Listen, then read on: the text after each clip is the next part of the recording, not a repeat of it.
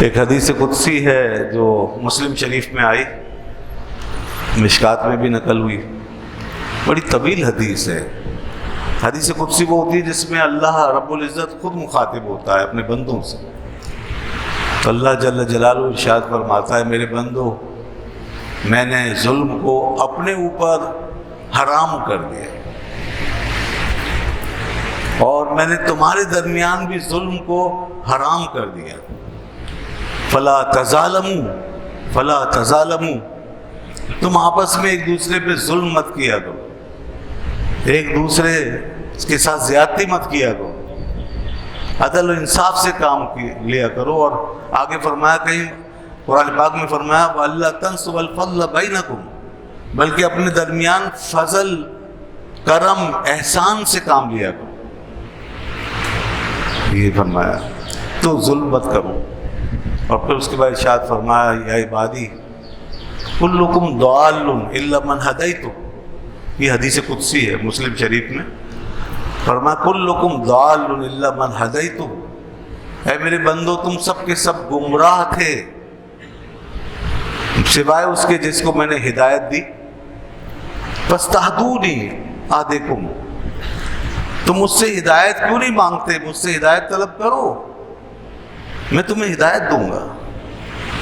پھر فرمایا، یا عبادی کلکم جائع الا من اطعمت، اے میرے بندو تم بھوکے تھے، تم سب کے سب بھوکے تھے، کھانے پینے کے محتاج تھے، مگر میں نے تمہیں کھلایا۔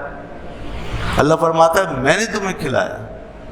فاستطعمونی اطعمکم، مجھ سے کھانا مانگو، مجھ سے رزق مانگو، میں تمہیں کھلاؤں گا۔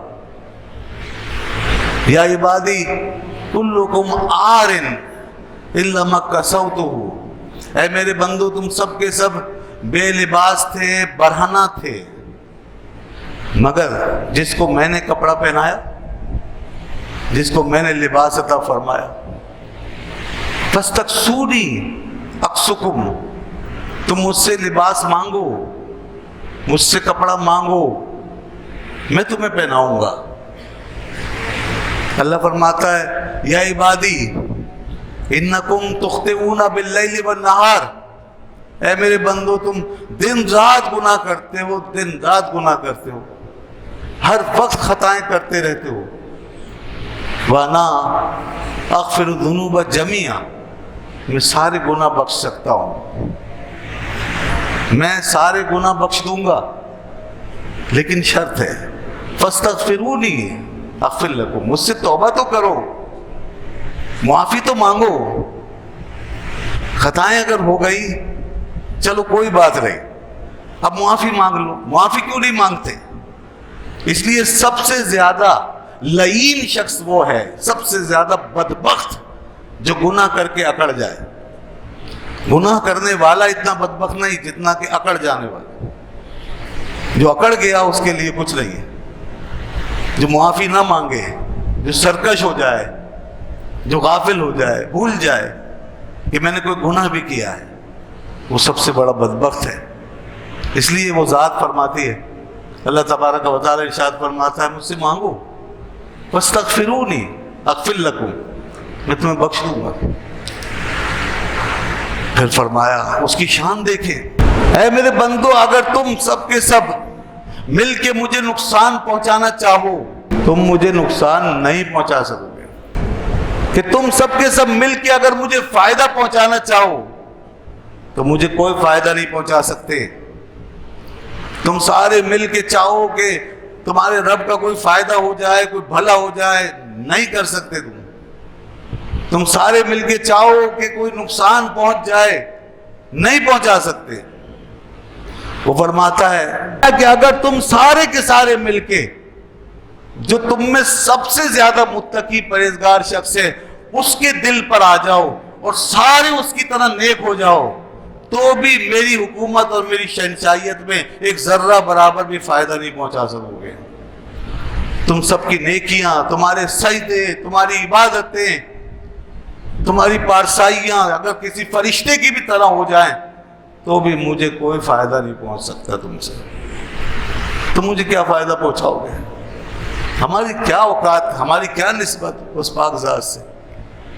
وہ تو بذات ہے، وہ ہمیشہ سے ہے، وہ اپنی شان کا مالک ہے ہمیشہ سے. ہم حقیر، ادنا، خسیس، فانی، ہم آج پیدا ہوئے کل مر جائیں گے. ہماری کیا اوقات ہے؟ هل اتى على الانسان حين من الدهر لم يكن شيئا مذكورا. کیا بھول گیا انسان کہ اس پر ایک ایسا وقت بھی گزر چکا ہے کہ جب یہ کچھ بھی نہیں تھا. پھر فرمایا کہ اے میرے بندو، اے میرے بندو، اگر تم سارے کے سارے مل کر ایک ایسے شخص کے دل کی طرح ہو جاؤ جو سب سے زیادہ فاجر ہے، سب سے زیادہ نافرمان ہے، تو فرمایا میری بادشاہت اور شہنشاہیت کو کوئی نقصان نہیں پہنچے گا.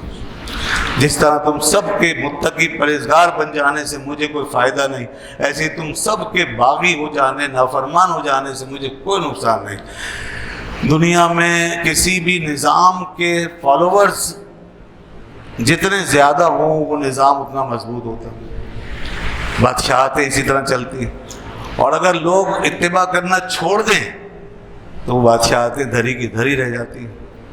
آج ماضی کے بادشاہوں کے خاندان موجود ہیں، مغلیہ دور کے خاندان اور خانوادے موجود ہیں، مگر کوئی سننے والا نہیں، کوئی پوچھنے والا نہیں، کوئی ماننے والا نہیں. اس لیے ان کی اوقات کوئی نہیں رہ گئی. یہ دنیا کا حساب ہے. اللہ فرماتا ہے میری یہ شان نہیں ہے. تم سب کے سب بھی اگر مل کے کسی شیطان کے طریقے پہ آ جاؤ اور سارے کسی بدترین مخلوق کا عمل بن جائیں تو بھی میرا کوئی نقصان نہیں ہوگا. وہ اغنى الاغنیاء ہے، وہ احکم الحاکمین ہے. پھر اس کے بعد وہ ارشاد فرماتا ہے میرے بندو،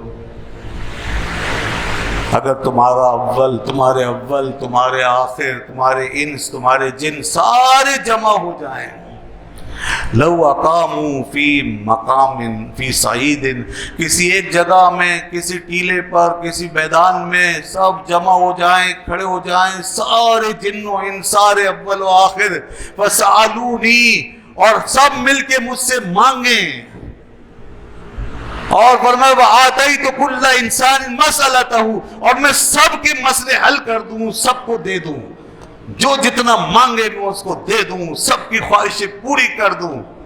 اللہ فرماتا ہے پھر بھی میرے خزانوں میں سے کوئی کمی نہیں ہوگی. سب کو دے دوں گا، پھر بھی میرے خزانے میں کوئی کمی نہیں ہوگی. جس طرح کے سمندر میں سوئی ڈالتے ہو، الا کما ینقص المخیط اذا ادخل البحر، جس طرح سمندر میں سوئی ڈالتے ہو تو جب پانی لگ کر آ جاتا ہے نا سوئی پہ، تو اتنی کمی بھی نہیں ہوگی. میرے خزانوں میں اتنی کمی بھی نہیں ہوگی اگر سب کو بھی دے دوں، اس لیے کہ وہ بے حساب ہے، وہ بے شمار ہے، ہر لحاظ سے بے شمار ہے. اللہ اس کا کوئی احاطہ نہیں کر سکتا، اس کا کوئی اندازہ نہیں لگا سکتا، اس کے خزانے بھرے پڑے ہیں. اللہ ولا یحیطون بشیء من علمہ الا بما شاء، جس کو جتنا چاہتا ہے عطا فرما دیتا ہے. بس